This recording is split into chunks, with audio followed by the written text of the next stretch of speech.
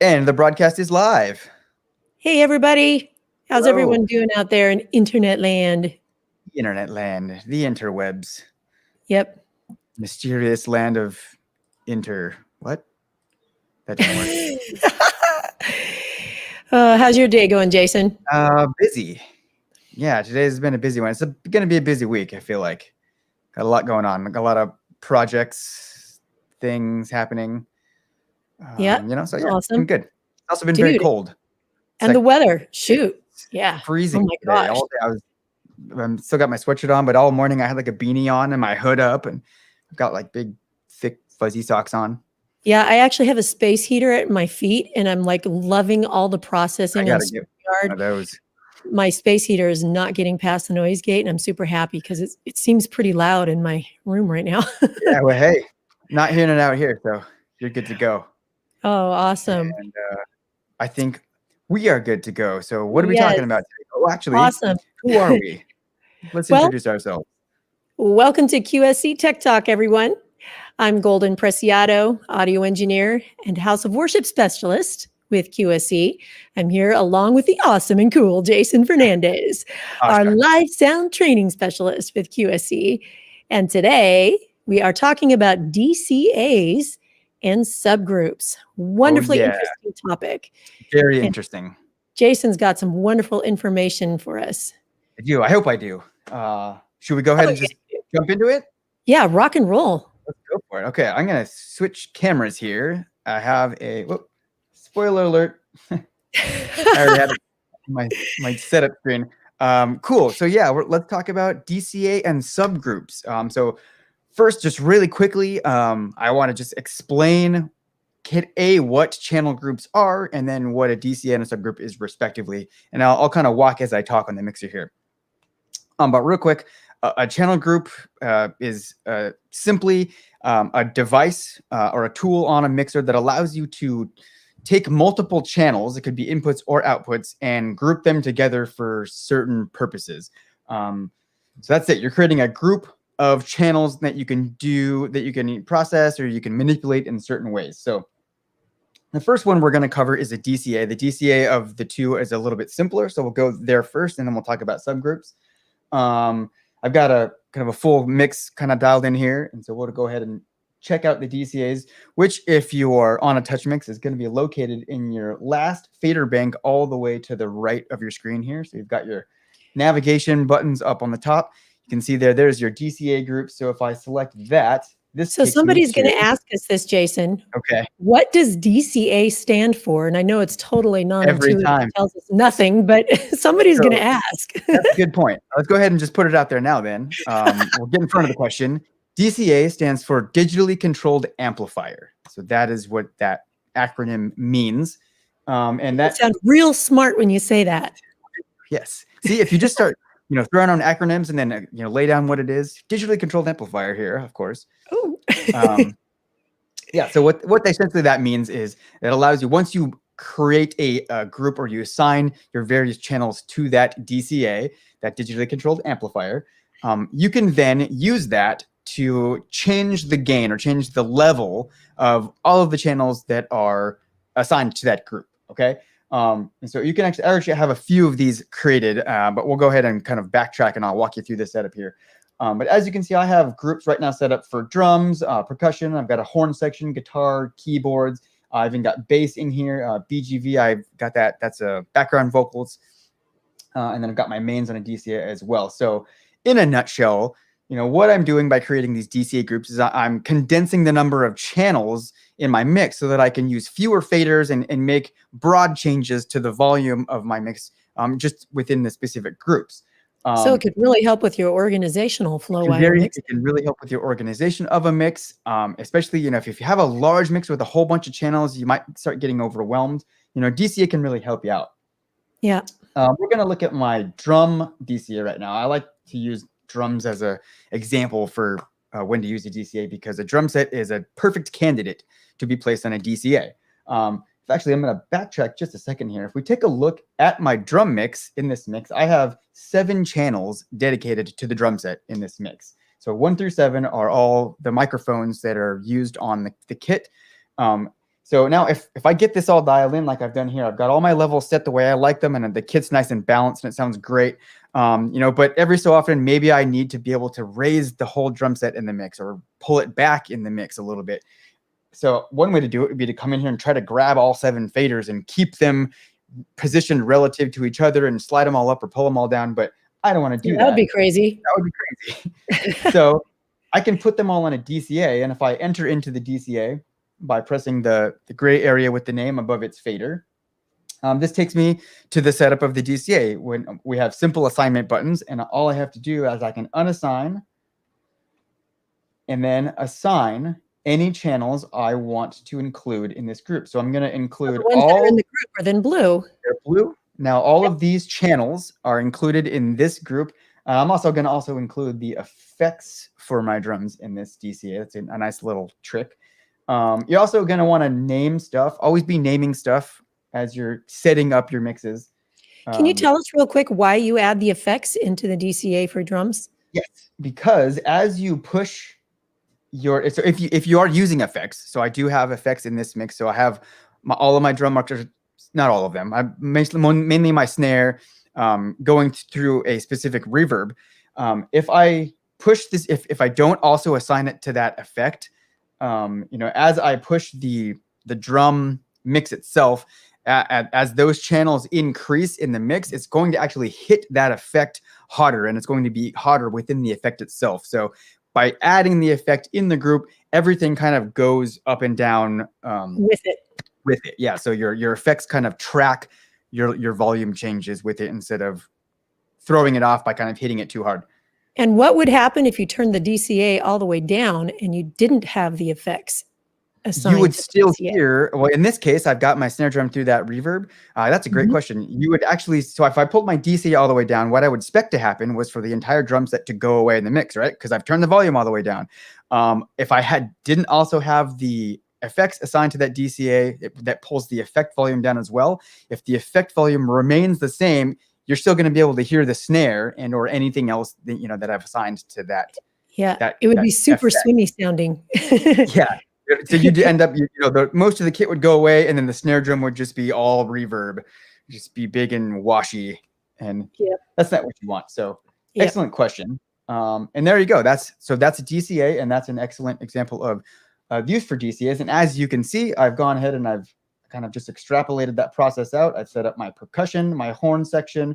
I've got 2 guitar channels. I've got 4 digital or piano and keyboard channels here. I've got 2 bass channels in this particular mix because I've got a DI input and then a mic on the cab. And I've got a couple of background vocals here. And then over here, I've got this set up just with my mains. And the reason I do that is for 2 reasons. And I've only done half of the reason right now. But one reason could be that, if I just kind of, for the most part, once I've got everything dialed in, I want to just keep this screen on for the duration of the performance and pretty much mix the show from this screen. This is really good to have, and by adding by adding your main channel on its own DCA, you kind of always have the mix there. However, if you'll notice, I still have my main fader here. So it's a little redundant this way, but let's go ahead and assume that I am also running my subwoofer or subwoofers from one of my auxes. Okay. In that instance, having a DCA can be really handy because of what you're doing. So in that instance, I would have my main fader here. So this would only be controlling my top boxes. Okay. My main. And it would just leave your sub there, and you'd be. And the subwoofer would be on its own output. Let's say I'm using aux 1. I don't have any of the auxes set up right now. But let's say I've got aux 1 dialed in to be my subwoofer output, and I've got my subwoofer connected to aux 1. Let's go ahead and just name this sub out. Cool. So I've got my sub out on aux 1. If I go back into my main mix and out, now if I come to, my aux output. So now I have my sub output on aux 1 there. So if I need to adjust my subwoofer, I can do that. If I can adjust my mains, I can do that. Now I have my DCA that with my mains assigned and my sub out assigned to the DCA. So now my DCA still gives me one fader that controls the whole system in its entirety. So in essence, you're calling that DCA your new house fader. That's right. So we'll do that. We'll go house. So there you go. So there's some fine examples of when you might use a DCA along with, a pretty quick tutorial on how to set that up. They're extremely easy to set up and almost invaluable, if you really need them. So yeah, I know you actually had some pretty interesting examples yourself of how you use them in the church settings specifically. Quite a bit of mixing in House of Worship, and we'll have a full band going and about 4 or 5 singers, and each singer at some point during the worship time will take a turn soloing. And I have all the vocals in a DCA, but I'll keep one finger on the DCA and the other finger on whichever one is soloing, and create a mix between the two. When all the vocals come in together, I need to use the DCA to pull back the other singers to become background vocals, but then I need to use the solo singer and push it out. So I'm like compensating between the two, the input fader and the DCA, to create the mix. There you go. In a perfect situation, you'd have a solo mic and leave it out of the DCA. Yes. But in a church situation, they just, anyone who wants to solo. So just go for it. I put them all in the DCA, and then I have to work between whichever input is soloing and then the DCA group to keep them mixed. How interesting. Just thinking about that logistically, how do you do that? How do you work both of those faders simultaneously? Well, I'm going to ask you at some point to show custom faders, because I put these into custom faders, and I keep my DCA and my vocals all in the same bank so that I can control everything with my 2 fingers. Another really, really cool feature here, just as a kind of little aside, and kind of sneak that in. Yeah. The custom fader banks can be really great for situations just like that, Right. The normal layout of the mixer, we've got our DCAs kind of off way at the end here, and if we want to adjust these and then go in and we need to adjust an individual mic for the purposes that you just described, that would be a little hectic to kind of become constantly jumping back and forth between the banks like that. The custom fader banks allows you to just create the bank and throw in whatever channels you want to in a single bank right next to each other. So cool application. Cool. Let's jump to subgroups. I think DCAs we got through that pretty good. We did. And if there are any questions, feel free to leave them in the comments, and we're more than happy to revisit some of this information or answer questions. But a DCA group, now this is my DCA group or subgroups here. Subgroups. Right next to my DCAs. And I do want to say that the subgroups is a feature that is exclusive to the TouchMix 30 Pro in the TouchMix series right now. The TouchMix 8 and 16 do not have subgroups. That is one of the few things that aside from being a bigger mixer, the few features that the TouchMix 30 can do that the 8 and 16 cannot. So we have subgroups. And here we are. So we're still looking at faders. So we can still use the volume application. If I assign channels to a subgroup, I can use the fader and I can uniformly raise and lower the volume for those channels. I can mute and unmute those channels. But watch this. When I go into the subgroup, we have everything that you would expect to find in a channel strip for either an input or an output. So that's the big difference then between subgroups and DCAs. Not only can we just put multiple channels on one fader, we can also process those channels with this group where we're actually routing signal into the group now. So now this is a routing thing. A DCA does not ever ingest any signal. It's simply adding or subtracting gain to whatever channels are assigned to it. Yeah, more or less acts like a remote control, the DCA. Yes, very good. A remote control for, here though, now we have an EQ. I have a limiter or compressor. I even have effects. So I have all of my effects available here, and I can route this because we're routing audio. Now I can route the groups out to our different auxes. We'll get back to that in a minute. If I want to, I can create presets for my subgroups. And here we go. So then on our setup window, our setup tab. So this should look fairly familiar after having seen the DCA setups. Here we go. This is how we assign our channels to our groups. And it's just as simple as selecting which channels you want to assign in the group or unassigning them. So a couple of couple of things that I want to point out on this screen and talk about in terms of assigning and unassigning channels from a subgroup. Is there a couple of things that you kind of want to, depending on your application, that you're going to want to have configured a certain way. And the biggest thing here is this switch right here that says unassign input channels from main, left, and right when assigning to this subgroup. Asking you a question, right? Do you want to do this? It's defaulted to no. You're gonna, for most of the applications that you're going to be using a subgroup, you're actually going to want to switch that to yes. So what that does, we talked about routing our audio into the subgroup, right? So what that does is that automatically takes every time you assign something here. So if I just go in here and let's say I'm going to create another subgroup for my drum set. Let's keep it consistent with that example. So I assign all of my drum channels to the group.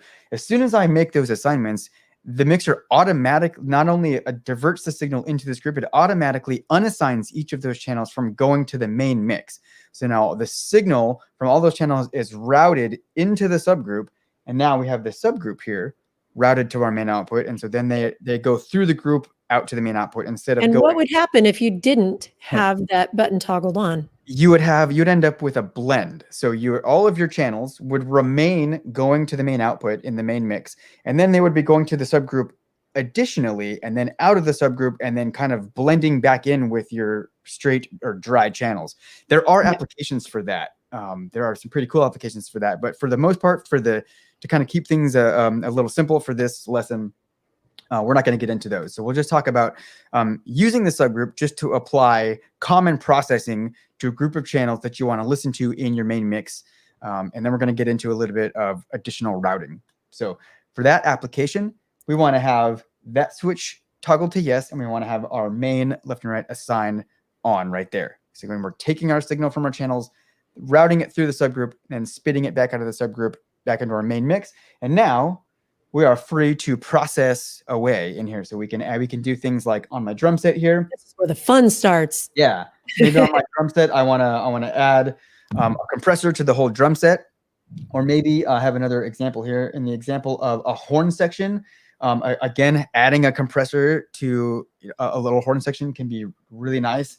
You can add some EQ to that. I can even add some effects to that horn section. Maybe I can put a little bit of reverb on my 3 horns. And so they all sound like they're in the same reverb space. They're all going through the same reverb with the same settings. You can do things if you have like talking head mics, if you're like a lavalier or a headset mic, those can be a little wily to tame in a PA. If you have a subgroup, you can apply processing to the channel themselves and some cool EQ and compression, and then route them into a subgroup, and you have a whole nother EQ and compressor stage that you can now have in addition to your individual channel processing. So it can really help to tame those kind of microphones and really have them sit in your mix really well. Gives you extra control to shape the sound that you want. Yes, extra control. It's also an additional stage that you can use to mitigate feedback. And you can kind of, it frees up your individual channel EQs to just be used for tonal shaping for that specific sound source. I've done this for plays using that 6-channel parametric in a subgroup. Yeah. When I have plays, I normally will have about 16 of these wireless headsets out there, which become a real feedback disaster. I'll line them all up, open them up, and notch out the 6 most offending frequencies there. Bring them out right there on that parametric. Perfect. And through the subgroup, and it solves a lot of problems right there. Absolutely. Yeah, it's very helpful there. If you understand kind of how to route them and how to get into there and how to affect the settings, they can solve a lot of problems. So they're pretty handy to have. So that would be kind of utilizing them within your main mix to kind of solve a few problems that way.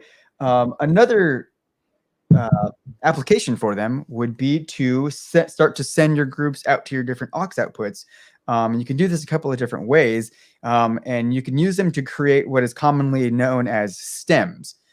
So is where you take, let's say I already created this one for my drum mix. I'll label it, practice what I preach here. And let's say we just wanted to do the same type of thing. Let's say I want one for guitar, and I can do this, and then I want, bass. I can assign my bass channels, and then I have keys. I don't know why I'm talking like this. It's so exciting. And then we could do one more. I already got horns there. Well, I'm redundant. I'll redo this one. I'll rename this to vocals. And I'll do this. Let's grab all of my vocal channels. Cool. So there's essentially my whole mix on groups.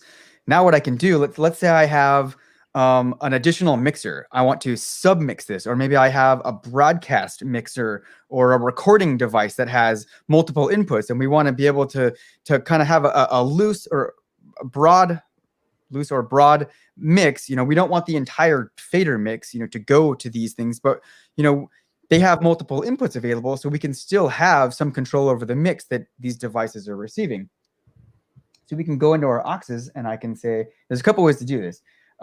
Example one, I'll just say, okay, I'm going to create a different output for each of my group stems, that I can then give to another mixer. They create a submix or a broadcast device or a recording device. So you have all your different inputs here. So I have my drum output like that. We'll label this drums. Drum stem, drum dem. I'm a mixing engineer, not a spelling artist. And then we'll do a guitar, and then an aux 4 will be bass, so on and so forth, to kind of see what I'm doing here. So now each of my outputs here, or each of these particular outputs, have one of these groups on them. So between auxes 2 and 7, I have my entire mix condensed to 6 channels, to condense to 6 different groups or just 6 different stems. So then I can have, 6 inputs on another fader, on another mixer. Maybe it's, for the purposes of mixing a loose headphone mix, or again, it's a broadcast mix, it's a recording mix, and you want to be able to kind of balance out the different groups within those devices for whatever those applications are. But we don't need the entire fader mix. We really like, the way all of these groups sound in the main mix. The balance is really nice. All of the processing is really nice. We just kind of want to be able to set a slightly different balance between the groups in another device for another application. Yeah, so, in churches, they often do this for the broadcast mixer who's in a different location. They send him the stems, and he only has to be in charge of, say, 4 faders. And they're not really audio people, but they can at least blend the perfectly blended groups or stems they've been sent. So it works out real well in those situations. And then it takes some pressure off the front of house guy who's supposed to be concentrating on front of house. There you go. Exactly. See, solving problems. Hey. Subgroup solve problems. And so there you go. Those are some pretty well-known examples, or I'd say some pretty common examples for this. One other way that you could utilize subgroups in an aux setting would be to kind of similar to like almost combining, utilizing them in our main mix and then creating stems. We could take another aux output and we could just create a mix using our stems in an aux. So let's say I just need to kind of create a slightly different balance of our different groups in our mix within a single output. Now maybe I make this a stereo mix.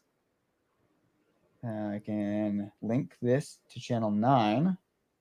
So you could be perhaps sending that to a different space, a different room. I got my linkings wrong, but exactly. Yeah. So I could create a stereo mix. Maybe this goes to another room, like you said. Or maybe this is going to somebody's in-ears, and then they can control their inner mix on their phone with as few faders as possible. So they're looking at this screen on their phone, and they're just balancing 6 faders, and they got everything they need, and that's as much control as they might need or want. So that's our quick and dirty rundown of DCA and subgroups. I have one other DCA idea I wanted to mention because it saved me a few times. If you could switch back over to the DCA page, Jason. Certainly. let's say you have a bunch of open wedges. I like to actually put all my wedges in a DCA and use it as a stopgap measure just in case somebody, I don't know, points a mic into the monitor and I'm not able to identify the problem right away.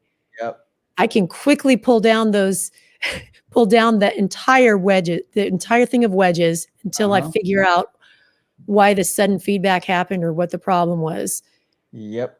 That's it. So I labeled and that I've had to monitor use master. it a few times. Yeah. Because I mean, if you have in certain cases, so you have, great use for DCAs. Yeah, you have 4, 6, 8, stage wedges on stage.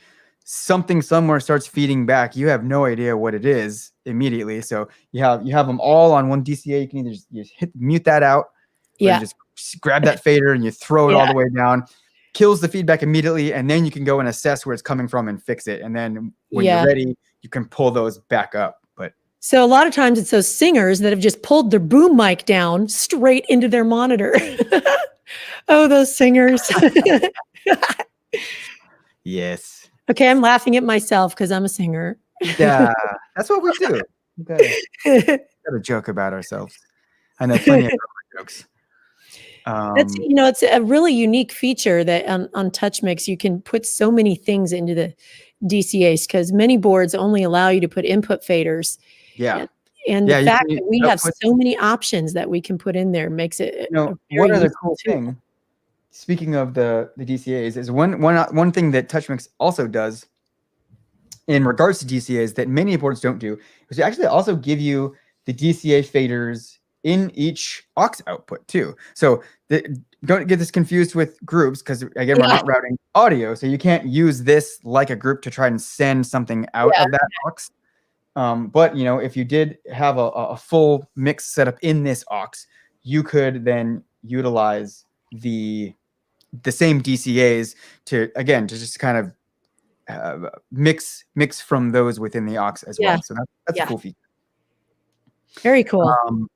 All right. So do we have any questions out there in comment land? I'm looking. We had no questions regarding nope, got a couple up. Got some smiley faces and thumbs ups. We do have one guy who wants to know where to get his board fixed in Mexico. Okay. Brad, are you able to post that information in the comments? Yeah, we have our service section. We have a service center finder on our website, qsc.com. I would awesome. Well, I think that's about that out. But yeah, if there are no questions, looks like it's pretty quiet out there. Golden, did you want to plug a couple of our Facebook groups? Oh, yeah. So before we go, I want to know about a couple of our helpful Facebook groups. We have the QSC TouchMix group. So if you own a TouchMix or are interested in owning a TouchMix, or even if you don't own one but find yourself mixing on one, this is a super informative group. Everything TouchMix. The other Facebook group we have, and it's hosted by myself and QSC. It's called Church Sound Training. And the group was actually created for church sound people and their volunteers to learn audio concepts. But it's turned out to be informative for anybody in live sound engineering.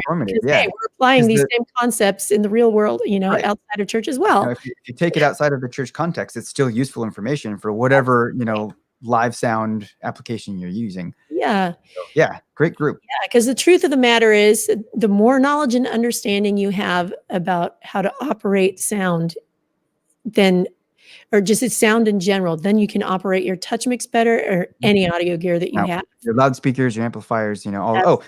We also have an amplifier group on Facebook. Yes, QSC amplifiers. Yep, that's a good one.